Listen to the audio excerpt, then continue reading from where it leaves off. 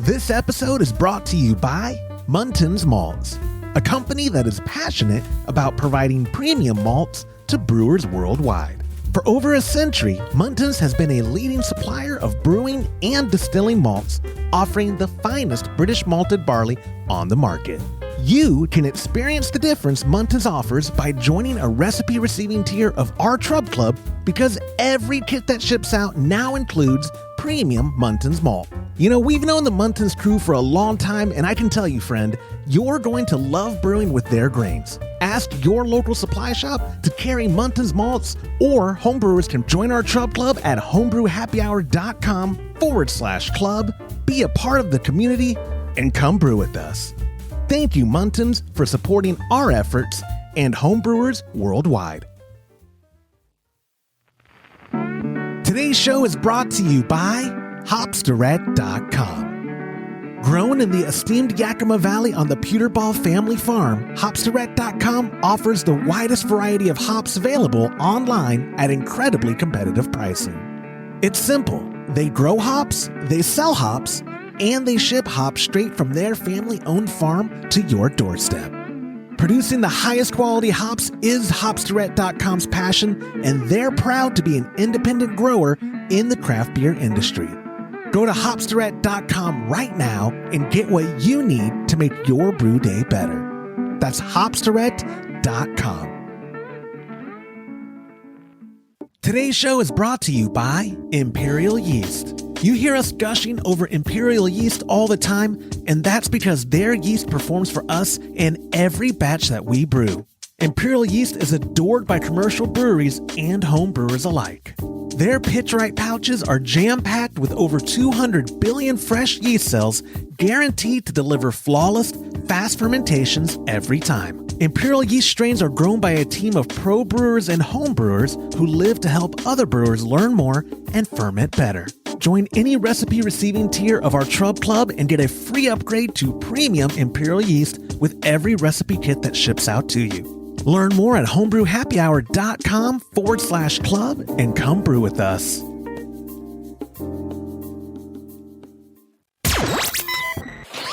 Entertaining shows with content that spreads information and sparks discourse throughout the community. This is the Pearl Media Network. The pros of recirculating your mash, keeping a fermentation vessel warm enough, and serving soda on your draft beer system. This is Homebrew Happy Hour, episode 341.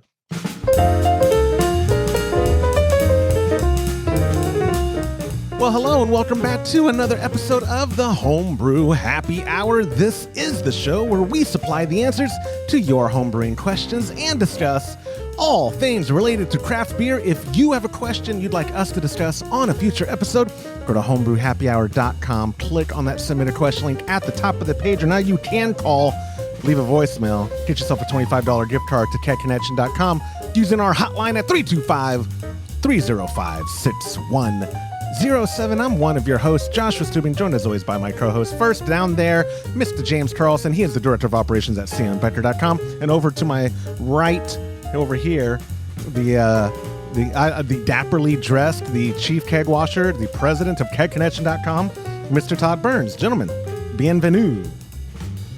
Hello. Hello, James. My kids are really into James right now, and it bothers me because they think the same rules apply to me. They always try to set each other up like, hey, what is that color you like? And then one sister will say red and the other says at the same time. And they take James very seriously. Like they told me, my middle child, Esther, basically implied I'm going to die because I didn't honor the jeans. Like, she got me in a jeans. And I was like, ha, ha, ha, you can't jeans me. I'm an adult. She's like, Daddy, it's not good. It's not good to break a jeans. So we're seeing if I'm... I have no idea what you're talking about. When two people say the same word at the same time, and you say, one person then says jeans, the other person has to be quiet until their name is spoken. Oh, I've never heard of that. You never played that growing up? Mm-mm. I forget. You were deprived of games as a child. You played Let's Dig Another Post for a fence on the ranch. That was yeah, that was fun. And what was that one story? And let's eat a can of sardines. Or what did your dad pack you up for? Yeah, we didn't really play a lot. I mean, yeah, our games were dealt with building things usually. Yeah. I love your pop. The more I hear stories about how he raised y'all and stuff, like he would. I don't, and it's like my grandpa, where I don't know what's true or not, but I've heard when y'all would drive by carnivals or something, he would like throw something on the floorboard in the back seat, like change or something, to get y'all. To get y'all to duck down so you wouldn't see the carnival going on in the parking lot y'all were driving by or whatever. Absolutely. Yeah, that's my dad. I love it. Oh, I love it. We got to have him back on the show. I posted pictures of my pop at the beach catching a fish, and people have reminded me it's been a while since he's been on. We need to do a dad episode again, get them back on and all that. One real quick, not related small talk, and then I'll get into the relatable stuff, I swear. Speaking of dad stuff, because I'm a dad. My oldest turned 13 yesterday. And so I was we took her to a water park. That's what she wanted to do. And all the funds of taking teens and preteen to Schlitterbahn, which is just my kids, was great. But they had beer at the park, all the major ones. Do you know what they wanted? I'm not that big on Karbach these days. Their Love Street, I think they changed that recipe. When it was first released. Do you really? Yeah, well, so when Karbach first released it, when they weren't owned, and I don't necessarily think being owned by a conglomerate. Are they AB InBev? They are, right? Karbach got bought by AB InBev, I believe. Yes, they did. Yeah. I don't think that inherently ruins a brewery. Unpopular opinion, probably. But their Love Street used to be called Kolstyle Blonde, and I was like, yeah, it's very smooth, straightforward. I think they might have changed the recipe. When's the last time y'all had Love Street? No. That's a good question. I'm sure I've had it, but I hadn't noticed anything. But I didn't. I may have one at home. I'll try it when I get home. Yeah, I hesitate to offer to bring up a 6-pack of it because I don't want to spend money on it. But it's like I'm pretty sure they changed the recipe. Maybe not as drastically and blatantly as like Fat Tire did their whole redesign or whatever. But I had a Love Street not that long ago, and I was like, this is not the same. And they did rechange it to calling it now just a blonde, and it tastes like they maybe overemphasized the wheat in the recipe. But either way, where I'm going with this is, guess what they want? Oh, you're going somewhere with it? Yeah, I am. I promise. I'm tying it in. And I'm talking about beer. It's related now, or relevant. Guess what they're called Karbach craft beer. I guess it is technically. What do you think they wanted for a standard can of Love Street at a water park? Probably $12. Yeah, it was like $11 for a can. Can you imagine paying that for a beer? You got to go to a football game at Texas Stadium or AT&T Stadium. They're probably more than that now. At Jerry World, yeah. Mm-hmm. But at least all you can buy is Miller Lite, or I think there was only like two selections. It's crazy. Is it at least draft, you think, and not from a can? Oh, yeah. Yeah, okay, we sat there and watched them pour half a keg down the drains because of the foaming issues. Oh, that is heartbreaking. And in Europe, don't they? Some stadiums use the higher end, the highest of higher end from CM Becker. We call it the Quit Draft. I believe over there they call it the Turbo Tap, is what they call the one where you can pour a liter in. I'm making up a number. Is it 3 seconds? You can pour a liter. It'll do a liter of beer in less than 2 seconds was what Stefan told us. And it's flow control, so it's actually. I mean, a stadium seems like the appropriate place to put the Quit Draft in, because managing thousands of people getting the beer and not having to do the depressing. Because we've all seen it at any event or any place or even a bar. Pour, watch the foam go off and then hand that person a beer. They just poured off. It's like a 1-for-1. Every beer that gets served is a pint wasted, right? Super depressing. But yeah, I was at the water park and just thought y'all should know that it's depressing how much beer costs out in the wild when you don't have options. And I guess beggars can't be choosers. You're at a water park. You're surrounded by a bunch of young people. You want to escape reality. I need a beer. And they're like, yeah, we will help you for $11. Ridiculous. Anyway, I do have relevant small talk before we get into the the voicemail that we've got for listener feedback and voicemail question. But let's see where I want to start. You know what? It's the last call. Let me put it up on the screen. Last call for July's kit, the Dusseldorf Altstadt Alt Beer, the delicious recipe, James Carlson creation. It's James, when's the last time you actually brewed this alt beer? Was it for the HomebrewCon and it was the same recipe we've been sending out because you're a tinkerer. That's why I asked. Sometimes, I'm going to change. Yeah, not on that one. I've tinkered with it enough. So yeah, you went back to your roots, but this Dusseldorf Altstadt Alt Beer with ingredients from our wonderful sponsors, Muntins Malt, Hopsdirect.com, and Imperial Yeast. It can be yours when you go to patreon.com/Homebrew Happy Hour. Join a recipe receiving tier of our Chub Club. You'll get it, and the timing's great because we have a name, Todd. Y'all don't see it on your screen, but boom! The Alt Beer Challenge has been turned into the Alt Pokal 2023, which translates to Alt Cup. That's as creative as I could get. But it's Alt Pokal coming up in late October. Right now, the tentative dates are the 19th through the 21st. Again, proudly presented by our wonderful sponsors of Muntins, Hopsdirect.com, and Imperial Yeast. I put the logo I sent you guys on the thing y'all can't see on the screen, Todd.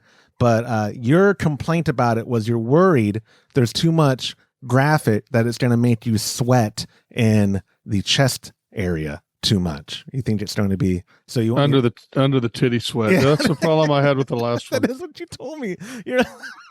But it's not. It's funny because I had two people come up to me at HomebrewCon and say, "Yeah, I hate it when those shirts have too much material right there." What were they shaped like too? Like a lot of older guys that brew a lot of beer. I'm shaped that way 80% of the year.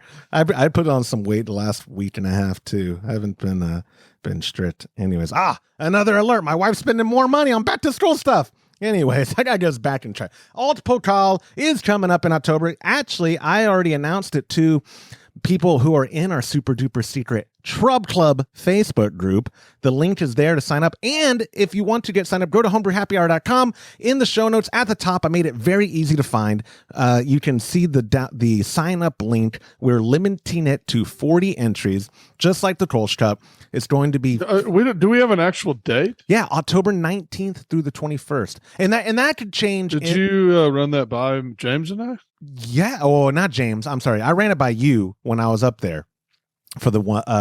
When I came up last, I could have sworn I saw you put it in your calendar, boss. Did you not? No. No. I don't remember. Do I got to edit this out? You told me. So you said October 19th through what? It's a Thursday through Saturday because you thought we needed the extra day for round one. Okay, so 19th through the 21st. Yes. And you. Okay, no, I'll put it in there right now. Okay, do you have it open, James? Yeah. Okay. No, I'm good. What is it? Alt Pokal. Pokal. And did you also forget that you approved that name because you liked that name when I ran it by you? Yeah, because the other one was so bad. I like this one better. It was just the Alt Challenge or the Altapalooza. Altapalooza. Oh gosh. I just thought Alt Cup would be good. I know, yeah. I want it to be authentic, James. I try too hard. He's getting back to his Pokemon roots with this new name. Oh, I like that. Yes, Alt Pokemon. The Alt Pokal 2023. It is coming up October 19th. And like I said, it could change if we don't want to do the 3 days. But it was your idea, Todd, to maybe give round one 2 days so that our inhibitions are fully intact, that by the time we get to the last beer of day one or around so I don't have to go and your feedback might be more thorough if we have 2 round ones or 2 days of round one, where instead of just like good alt I drunk. So anyways, all that information right now is available in the show notes. If you're at youtube.com/homebrew happy hour, it's the first link down there in the description of this video. And again, at homebrewhappyhour.com, and you click on this episode, you'll see it there. Or whatever app you use. Our notes translate well to 95% of mobile phone apps, like whether it's Spotify or Pocket Cast or Apple Podcast, whatever you're using, you should be able to see the show notes. If you want to sign up, I shared the link about an hour ago for the sign up, and we've already had 7 people sign up. So we are off to a good start. It's going to be in October. That gives people plenty of time to brew their alt and even to experiment. James, how many, like, best case scenario that you were given time to brew an alt for a competition, how much time on the minimum are you wanting? And then how much time is ideal for, like, yes, I want a competition. I would want to do at least 8 weeks. So we're giving them tons of time. And and right now, technically, too, that would give them time to brew a couple batches and experiment with a recipe or whatnot to nail it down. We're trying our best to give y'all enough time, especially on the conditioning, because would you say, James, alt beer is one of the most fickle styles that you've ever brewed? That's difficult to hit right, for sure. It's not one of the easier ones to brew. That's for damn sure. What will be interesting too is not a lot of people have access to commercial examples of it. So they'll be going just off the BJCP and prayers, basically, which is what I'm looking forward to it, because Kolsch Cup, I'm not complaining. Kolsch Cup, we had 99% of those entries were very acceptable Kolsch. You know what I mean? Like, oh yeah, the alt one, it might be nice to be able to ream on some guys. It might, like, what are you sending this? We like, remember the alt we all had, the alleged alt at that oyster bar in San Marcos? And, and Todd, you went up there and go, I am 95% sure you sent us a stout or a porter, because this is not an alt. And they showed you, like, no, it's from that guy. Look, you remember that? That's what I remember. Yeah. So it'll be fun. But yes, alt pokal coming up. Go to the show notes wherever you're watching this or listening. You can get the show notes. You can get that link. It's a Google form, so I can't mess it up. The last one, we had some server error, and like the first 15 people who signed up, I didn't get it. Can't happen now unless Google shuts down. And if Google shuts down, there's probably bigger issues in the world going on than the alt pokal not having registration in line. But anyways, I mean, is there really a bigger issue than that though? Than Google going down? Or than the alt pokal. No, you're right. Absolutely. That's the biggest pressing issue right now. My phone's got to stop notifying me. You know what? That's my wife getting revenge on me for having notifications set up every time she spends money. Right. Yeah. See what happens? She knew I was recording right now, so she swipe. That's her theme song. Anyways, before we get into questions, it's time for listener feedback.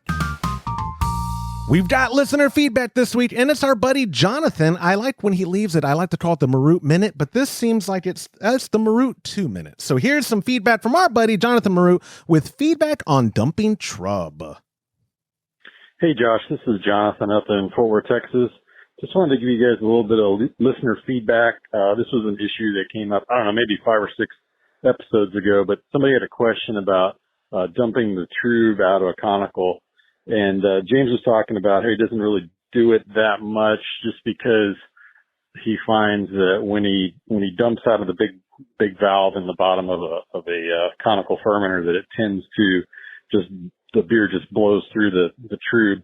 And that's very true, especially, those spike conicals got a big 2-inch valve down at the bottom. So my little tip, I found good luck with putting a hose barb reducer. So like a 2-inch, it's going to be a 2-inch tri-clamp that reduces down to like a 5/8 hose barb. And then I put a length of maybe 2-foot length of silicone hose on there. So what that does is it gives a very large constriction to that trub that's at the bottom of the cone. And you can also squeeze that silicone tube so that when you start to open that valve, there's a lot of back pressure on the trub, and in doing that, you won't blow through the trub with the wort or the beer on top of it. So that's something you might want to give a try. I know listening to your Homebrew Con episode that you guys still had issues with some of your beer clarity even after transferring it to kegs and that sort of thing. So a really good cold crash followed by some trub dumping might help your situation even more. So give that a shot with the hose barb on the bottom there, and let me know how it works. Excellent job as always, Josh, and keep up the great work. We'll talk to you later. Thank you for the feedback. It's great advice. I hate to point out he missaid trub like I know. Like I know. 50 times. The guy has no idea how to pronounce Trub. Isn't that embarrassing? It's embarrassing. Yeah, Wow. isn't that embarrassing? Yeah. Or we're the Trube Club, idiot. I will say I love the feedback, and I got similar feedback from other people. Dumping, I'll probably never do. What the clarity on the Kolsch probably could have benefited from that. And actually, if we would have filtered, right, James, ultimately that would, if the beer you filtered, was it not the Belmont, or no, you filtered the Alt. I filtered every one that I did. So I did the comparison beers filtered, and then I did the Pilsner that I brewed and the Alt beer. I remember the Alt being super bright. I don't remember. I didn't have a ton of the Pilsner. It was very popular on tap. I don't know that we ended up having any beers that weren't bright once we got there, did we? Well, the Kolsch was not. I wouldn't call the Kolsch bright. Oh, okay. Well, I mean, so I understand what he's saying. My biggest problem when I'm dumping Trub is the opposite issue. It just won't come out. It's so thick, and having a smaller opening would probably make that even worse. But once it does, usually mine comes out, and then I get beer shooting past. One of the things I've done in the past that's been a mistake was to forget to take all the PSI off the bright tank first. Yeah. But if I take all the PSI off, usually it'll plop out until beer starts coming out of the sides a little bit, and then maybe then you could stop it and put a different size fitting on and then do that. But I mean, getting it started coming out is what I've had more issues with. I think that it's so thick. I think if somebody was able to, because, both of the ones that we have, the spot conicals we have are on legs. They're a little taller.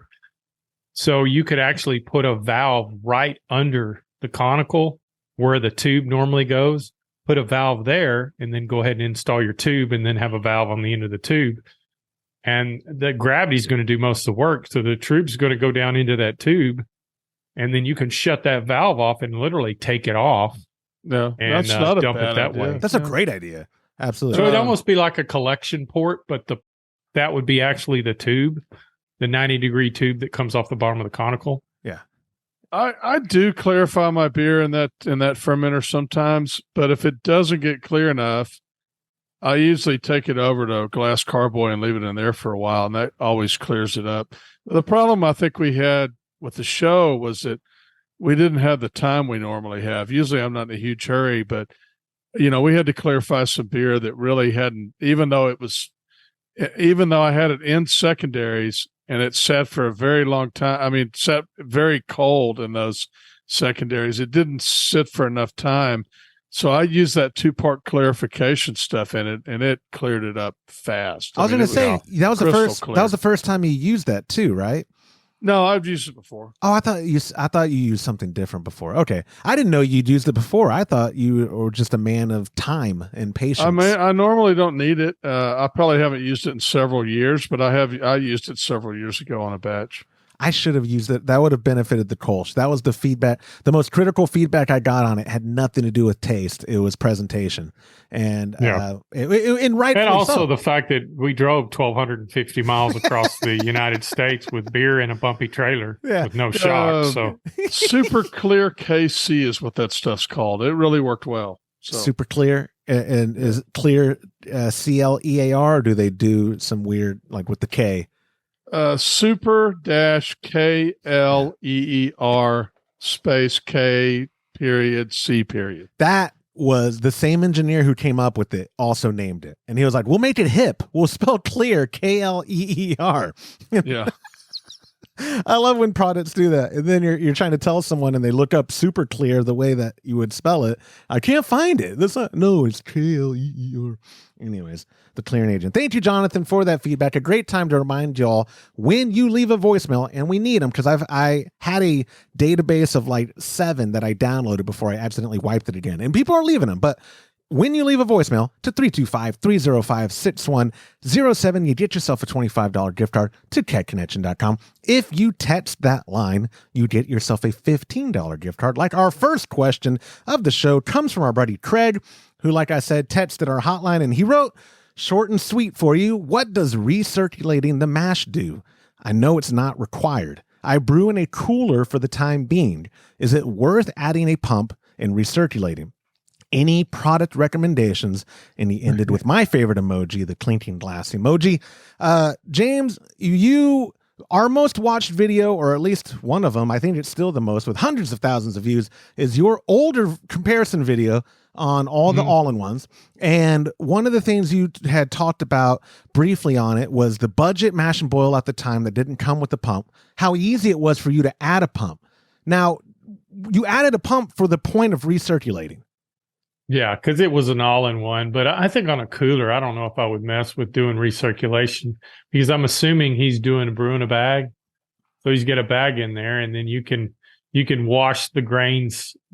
You can rinse the bag, and if he wanted to try it, he could of course get a simple pump like on Amazon, and then connect to the valve at the bottom of the cooler, and then have form some kind of spray head in the lid and have it recirculate and see if that upgrades it bumps up efficiency. But if he's doing a brew in a bag, I just don't know if it's worth all the time and energy.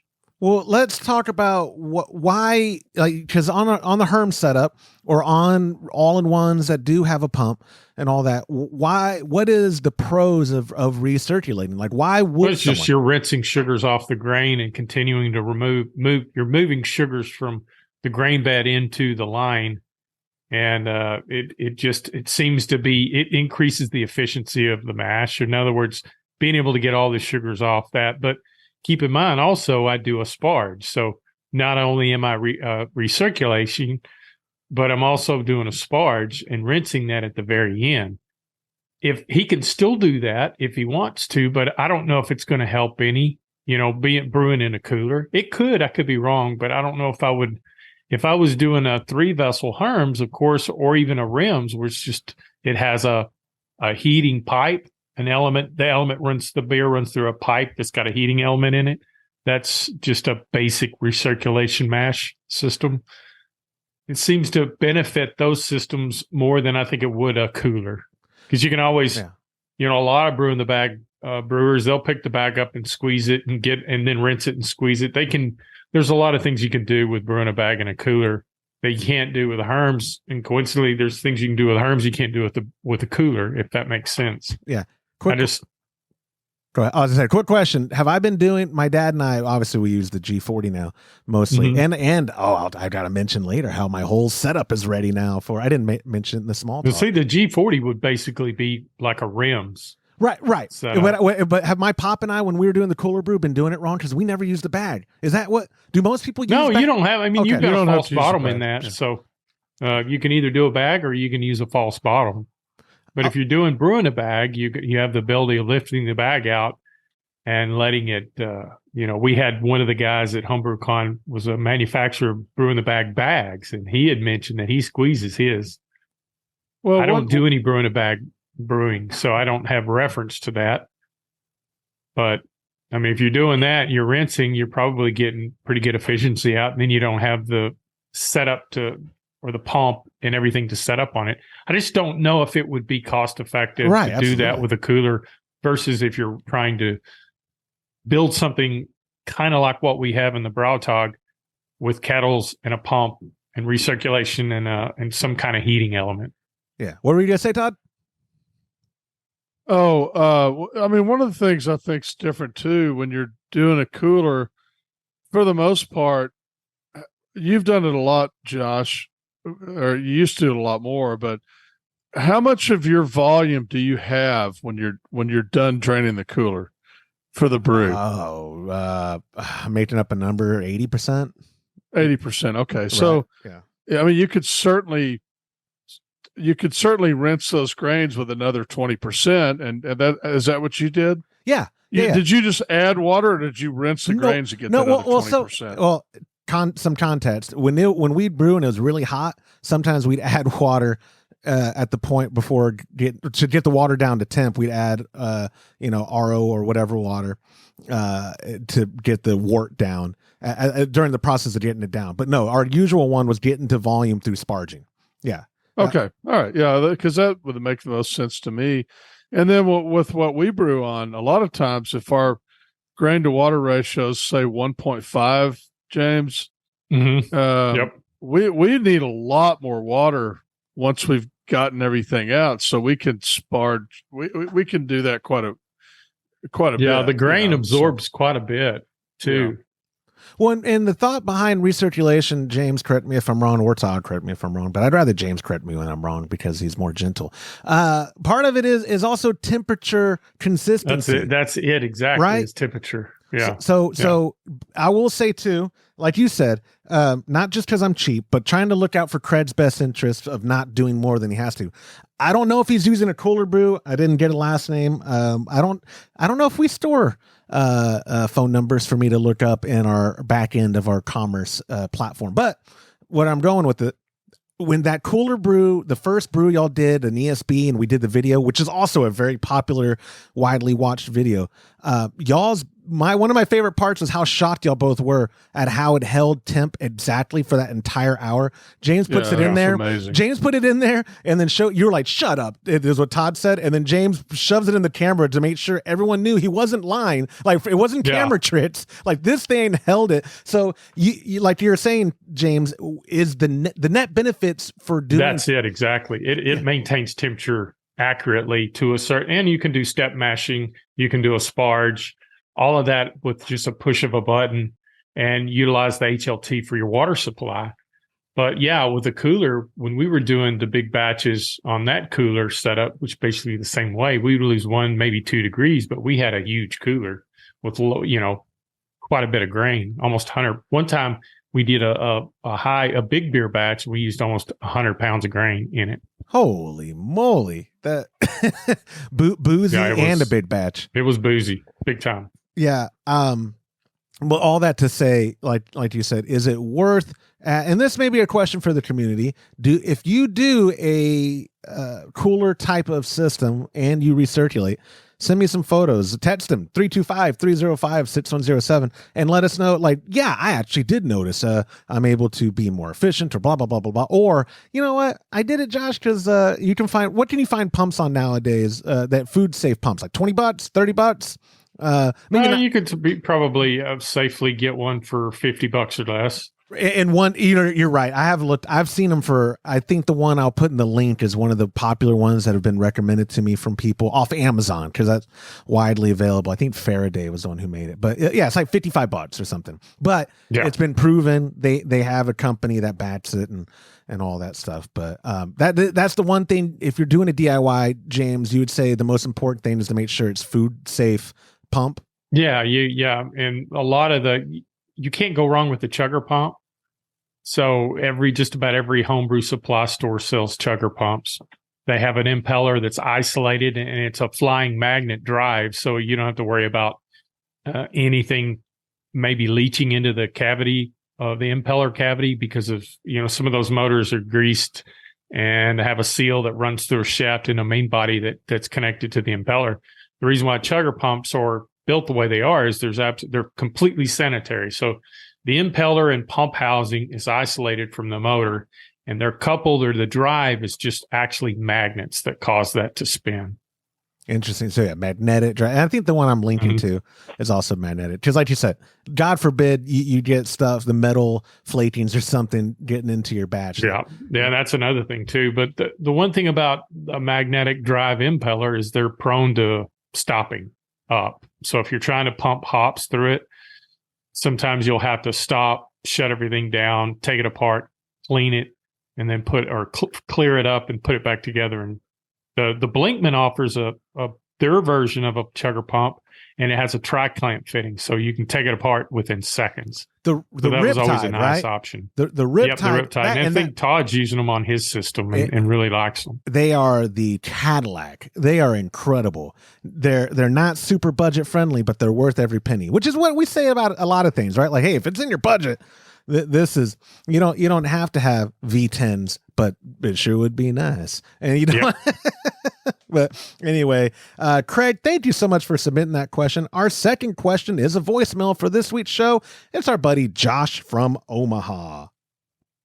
Hey guys, Josh from Omaha here. Hope you're having a good summer, and I hope you guys can have a blast out there at the Homebrew Con in San Diego. While I can't attend that event, I was recently out there for a different work conference and had an awesome time dragging my friends and coworkers around a bunch of different breweries in the downtown area and sampling a bunch of awesome beers out there. So incredible city. I know you guys will have a blast. I'm looking forward to hearing about your experience. My question has to do with keeping beer warm during fermentation. So I recently freed up a spare chest freezer that I was thinking to convert into a type of fermentation chamber. I know you can use a temperature controller to kind of set a range, and the freezer will kick on to bring the temperature down if I need it to come down within a certain range.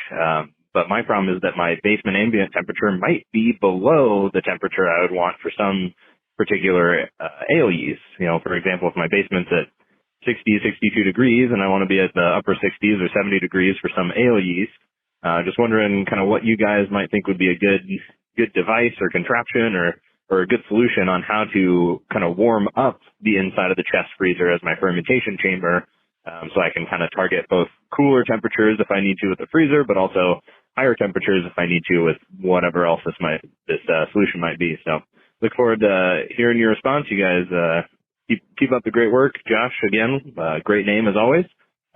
Thanks. Bye. My brother, Josh. It's an easy answer. This is Todd. You love these easy ones. Let me just say, you come brew in Texas from May to October, and that's how you keep your fermentation warm enough. We will promise you. I laughed when actually it's an older question. Obviously, we've been to HomebrewCon. He left this right before we did our trip and all that. We had a blast. In case you missed it, episode 337 or 338 was our recap. But I know, James, in your DIY days of cooling stuff down in your tub for lagers and all that, did you ever have to do the inverse? Did you ever get? No, but believe it or not, Inkbird, and I believe the digital one that Keg Connection sells, it has a circuit for cooling and it has a circuit for heating. So what I would do is I'd get a heating pad and put it on there and use the heating pad, because it'll do both. If it goes outside of parameters and it's on the hot side, then it'll turn the compressor on, and exact opposite, it'll turn a heating pad on, and that should get you where you need to be in that range. Same question for you though, Todd. You use glycol to keep your stuff in check, and you've never really had temperature swings at the barn that probably got you too worried. Have you ever had to worry about, like I said, it's kind of laughable in Texas, right? Thinking like, how do I keep my fermentation warm enough? But have you ever had that worry during fermentation? No. Yeah. And I don't know that, I mean, why, if you're trying to keep it warmer, why put it in the freezer at all? Why not just have it out like on a counter and have a heating pad on it or something? That's a great point. You mean like if you know consistently for that, let's say 5 to 10 days or whatever a primary can go. Yeah, and if he's doing it in the basement, why not just put it in the basement and then put it on a heating pad? A lot of people may not know what we're talking about when we say heating pad. So they make heating pads specifically for brewing. I use a heating pad a lot for gardening, because most years when I'm not having neck surgery like this year, I grow a lot of my own plants before I take them to the garden, and that's done when it's still pretty cold out. So I have those trays of the little bitty plant, you put seeds in them and they grow plants, but I put those on heating pads so that they stay warm at night and don't get so cold that they freeze or have issues. So you can buy those on Amazon. You can buy them probably from homebrew stores, and the heating pad, I think, would be a good way to do that. James, do you think because I know in my very, very limited experience, there are the pads that you set the vessel on, and there are the wraps that you put around it. Would one be like, in my, again, little lizard brain, I admit it, this might be a dumb question, the wrap seems like, hey, if you get one that wraps around it, maybe it'd be more equal, as opposed to you put it on the bottom and you're kind of heat centric at the bottom part of your wort, but as it's fermenting into beer, but the top part might be, 5 or 4 degrees less or something. Or am I really overthinking it and just get whatever? I think you are overthinking it. I think that as long as you have something that's controlling the heat, I would preferably put something wrapped around the outside of the keg versus because a lot of the people are going to be using ball lock kegs. Maybe, who knows? Right. Well, he's Let's even say talking that about they're not. Let's say they're using keg or fermenter. Well, would people either one. Yeah, yeah. Either Okay. one. Yeah. Carboy, let's bucket, just back up. Anything stainless steel, it's going to help to just wrap it on the outside. This is me talking. Somebody can disagree, but if I was doing it the conical that we have now, I would strap a heating pad to the outside of the fermenter. I don't know if I would use one on the base, Well, that's what unless you had stainless steel that had the bottom that was able to if it was move a keg, that heat through. Oh, you're right though. Yeah. You're right. So in the hypothetical, but I know people that do, if they're going to do temperature control, they'll. I had one guy call me. He puts a floating dip tube in a 5-gallon ball lock keg, and he uses that for extended lagering times and for primary fermentation, and just moves it over. But not everybody does that. A lot of people are going to have a glass carboy. I just don't know. I guess it'll work. It may not be as efficient as stainless steel, but you could strap it with a bungee cord around the outside of a glass conical. Yeah, or even a plastic bucket. I don't know about a plastic. It depends on how warm it gets.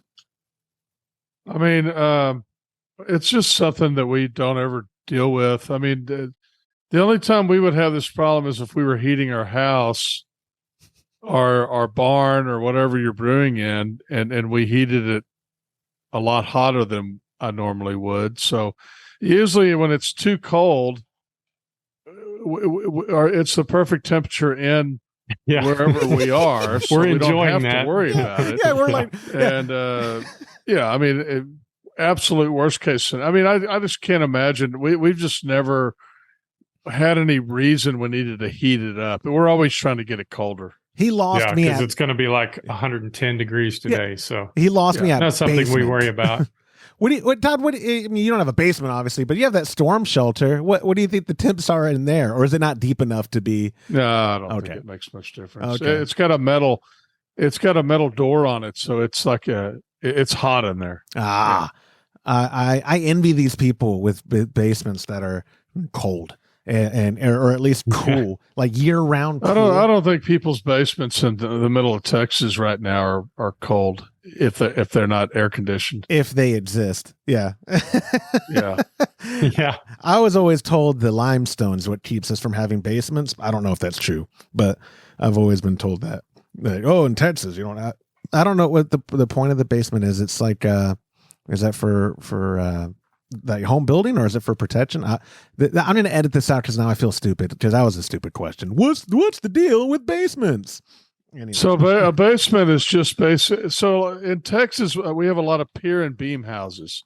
You're familiar with versus a slab, right? Oh yeah. Mm-hmm. Well, a basement is built kind of like a pier and beam house, but instead of having 18 inches underneath that you crawl through this rattlesnakes to get to your plumbing, you have there's no reason not to have all that other space down below. So and then the top part it's like a second story or a pier and beam house here, or a second story on a house here. So it's just extra space, and why not have it? I mean, it'd be nice to have it. They just don't do basements very often in Texas. I think I saw my first basement in a house and growing up in Austin when I was like 14, and I was like, oh my gosh, there's a whole room under this house. But I love it. It is not very common at all in Texas. Yeah, so, I'd love it. I'd love it. Anyways, you gave a good answer. I won't edit it out. I'll just, one of the rare episodes where I look stupid, I'll leave it in. But anyways, Josh, thank you so much for submitting that question. Our final reminder, when you leave us a voicemail at 325-6107, you do get a $25 gift card to kegconnection.com. It's incredible right now. You can use it. You can wait till stuff goes on sale. You can use it now, save you on shipping and other stuff. You can use it whenever you want. It's Todd's money. I want you to do what you want with Todd's money. Or when you text that number or use the submission form at homebrewhappyhour.com, you still get yourself a $15 gift card, which I think is pretty good. Like our last question of the day, Ryan R. wrote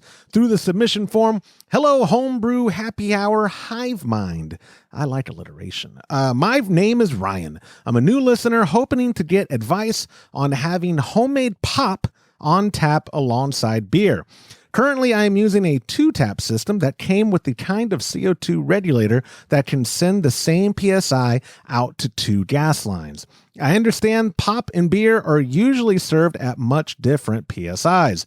If I carbonate a keg of root beer at 40 PSI per their instructions, should I serve it at 40 PSI? I've only served beer, which I serve at 10 PSI. I know I cannot serve beer at 40, but I don't know, is it okay to serve pop as low as 10?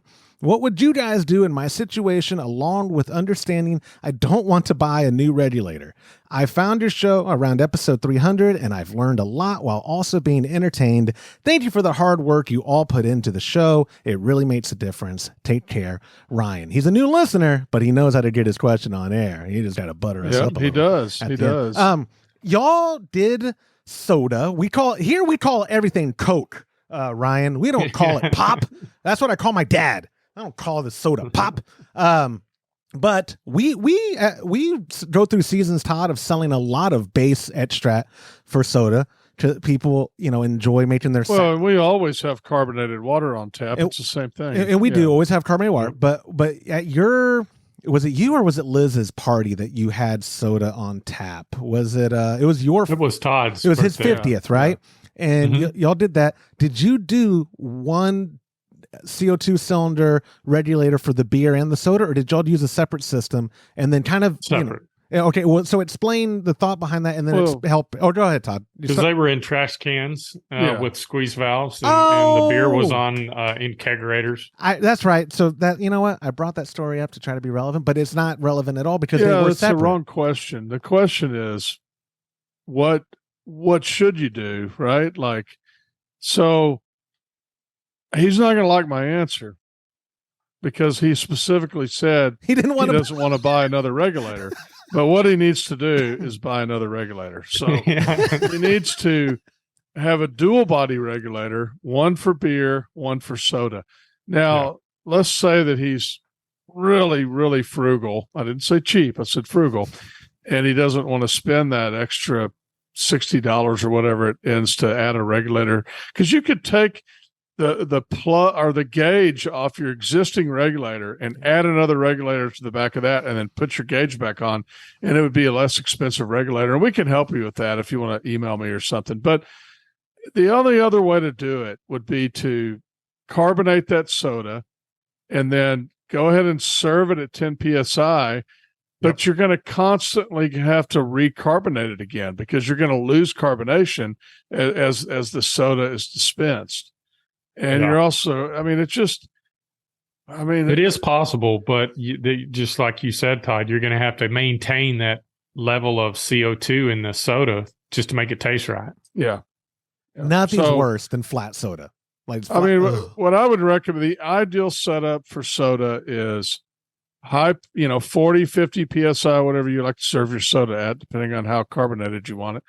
And some sort of flow control, whether that's inline flow control or a regular flow control faucet. I'm not talking about like one of the Perlix that does kind of a little bit of flow control. You need real flow control. So a little background, and James can tell you this too, that CM Becker faucets that we use for flow control for beer, a lot of those faucets, like the X1s, those were made for soda. They weren't great for beer, but they were made for soda because you got to realize you got 40 PSI. It's going to shoot out of there and into your glass if you don't have some sort of flow control to manage that. That's true. Yep. And his current system, though, like you said, it could be, because again, Ryan, not accusing you of being cheap, but as another frugal man, the inline flow control, like you mentioned, Todd, would save the hassle of replacing the whole faucet, potentially having to change up his system. Did he say absolutely. what kind of 2-tap it was? Did he say it was a tower? But now you're suggesting he not just spend another 50 on a regulator, but another 50 on inline flow control too, right? But hey, I mean, that's the price we pay to have soda on tap. He has a $15 gift card to Cat Connection. That's true. Yeah, that's true. And if he would have done a voice one, he would have a 25 now. Yeah. Oh, I bet. Yeah, Ryan. Yeah. Hey, can I resubmit my question? I don't know the last time, like you said, Todd. I know the sparkling water is the same thing, but you haven't had soda on in a while, probably since that party. Is it just because it's not getting consumed? I mean, your house. I don't drink soda. Yeah, I was gonna say you don't drink it, and y'all, the people. Y'all host a bunch. You and Liz host a bunch. Your kids aren't in the house anymore. They're adults. I will say, I'm sorry to cut you off because this is a great idea, though. I have thought about making like rum and Coke or whiskey and Coke in a keg and having it on tap. That would be kind of fun. I told you, I watched a video on YouTube, maybe Bon Appetit or some food blog or magazine or whatever is not derogatory towards them. I don't know if you call corporate places like a blog, they get offended. But either way, they had a video. I told you because I thought it was offensive. One of these high-end like skyscraper bars pre-make their old fashions every day and put them in kegs. And that's what they dispense. A lot of places do that. Yeah. Cocktail kegs. Yeah, you're spending $50 though on a craft old fashioned that they're just pouring from tap. There's nothing craft about it. What the heck? And they were using Woodford's. I love Woodford's. Woodford's. I would love for you to sponsor the show. No one's listening from Woodford's. Why am I sucking up to them? And they're certainly not going to sponsor now that you just push down their. I love Woodford. Hold on. Let me run over there and I'll drink it right from the bottle on air. Actually, the Elijah Craig is what I have right now. Elijah Craig, if you're listening, I love y'all's whiskey. And then I also have the Tanqueray that you gave me, that gin. Ooh, what about doing that on tap? That's where I was going with this. The idea of whiskey cocktails on tap doesn't sound appealing to me, but gin and soda on tap sounds way better. There's no difference. It's the same thing. I know, but like an old fashioned. Okay, are you doing the garnishing and stuff? Like the only thing that's you got to do the garnishing separately. Yeah, right. But I mean, so like a Manhattan, you wouldn't put the cherry in the keg. You would do that separate. So in the keg, you would put a couple cherries in your glass and boom, you'd pour it out. But you got to have a way to circulate if you really want it to be mixed up, keep it mixed, or you got to shake the keg every once in a while. That's why I think gin and soda is the safer bet. Is it gin? Gin and soda, you still got to mix it. Oh yeah, obviously. But you should try that, Todd. No. I mean, you still got to circulate it with gin and soda. It doesn't matter if it's gin or it's whiskey. It's still going to separate out at some point. How would that process look? As in, I'm taking the keg out every morning and getting my workout in? I mean, sometimes because a lot of bars, you got to realize they're serving a keg in a night. Oh, they did. Right? Yes, in the video. Yeah, yes. So they don't have to worry about circulation so much because it's not going to separate that fast. But what would happen is the alcohol would start separating out. Let's see, James. Would the alcohol go to the top or the bottom? The alcohol is lighter, right? So it would be at the top, and then the gas. So you wouldn't liquid would be at the bottom. You'd have a lot of people that felt like you underserved them, and then you'd have a guy that was laid out on the floor at the end of the night. Yeah. Yeah. Oh yeah. Another credit card transaction. Good Lord, woman. Anyway, sorry. I gotta stop looking at my phone during the episodes. You know what? My dad and I made basically a clone of Smirnoff, or what's the more popular ones? Like Truly. Who's the White Claw? Like a White Claw clone, and we made it like 4 days before the party. Was that too soon? Because we didn't recirculate. We used vodka and water to bring it to the 5.5% or whatever, and a 5-gallon keg, and maybe we put lime in it. But are you saying there was some people drinking that, Todd, that were like, "What the heck is this watered down drink?" Is 4 days enough for a lot of separation to happen? I don't really know how long it takes. I would be making something up if I answered you. I will say this though, I have. Several times I've gotten my kegs too cold and they didn't freeze all the way, but they partially froze. And the alcohol doesn't freeze as fast as the water. So I've gone out and had a couple of beers before and been like, because the alcohol level in those beers was probably 10 or 15%. Oh yeah. That's when we get the more interesting texts from you in the group chat. Well, that's what. Remember, there was a huge fad when I first met my wife, which was 25 years ago. Ice beers were huge. Oh yeah, right. Oh yeah, and there's still ice beers out there, but for a while they were super popular. Bud Ice, and that's basically what they do is that they use ice to separate that out and increase the alcohol level in the beer. Was Bud Ice a high ABV beer? Is that I can't speak specifically for Bud. Yeah, I believe my dad watches the show. He's not correct me. When we moved into that house that he's in now in Manchac, his neighbor got him a pool light for his pool table. I think it's Bud Ice. It might be Bud Dry now that I think about it, but I think it was a Bud Ice because I remember it's going, oh, that sounds cool. As a kid, I got marketing efforts from cool things like Bud Ice, Joe Camel, and I was very impressionable, so all these Vice companies really, really laid it on thick. But anyways, ice beer. What a great phase of the 90s. Glad that's gone.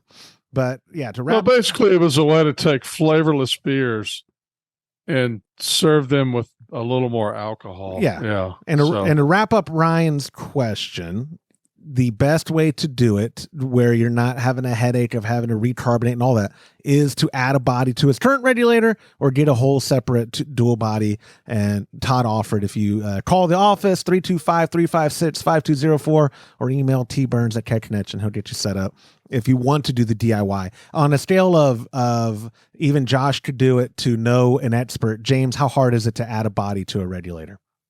Oh, it's 3. Yeah. Oh, Josh could do it. So Josh could do it. Yeah. I should have made that the low point. I am about at a 3 in that scale. So yeah, Josh can do it. So Ryan, thank you so much for submitting that question. As always, if you're watching us at youtube.com/homebrew happy hour, smash that like button. No, leave your comments below if you have questions or any feedback there, or get yourself a $25 gift card and leave your feedback or question as a voicemail to 325-305-6107. Todd, James, my friends, thank y'all so much for your time today. I know it's been a busy week. I appreciate y'all. I'll be up there next week. All right. Thank you. Later, appreciate it. Later, guys. And that will do it for this episode of the Homebrew Happy Hour. If you have a question you'd like us to discuss on a future episode, go to homebrewhappyhour.com and click on that submit a question link at the top of the page, or you can call, leave a voicemail, get a $25 gift card, and be Todd's best friend at 325-305-6107. And thank you to our sponsors like Munton's Malt, premium grains for a better brew day. If you aren't already brewing with Munton's Malts, give them a try by joining our Trub Club at a recipe receiving level. For the best hops available online, give our friends at hopsdirect.com a visit and pick up what you need for your next brew day. Also, get a pack of Imperial yeast along with premium recipes from us when you join the Trub Club. Go to patreon.com/homebrew happy hour and come brew with us. On behalf of Todd Burns, James Carlson, and the Pearl Media Network, I'm Joshua Stubing. Thanks for listening.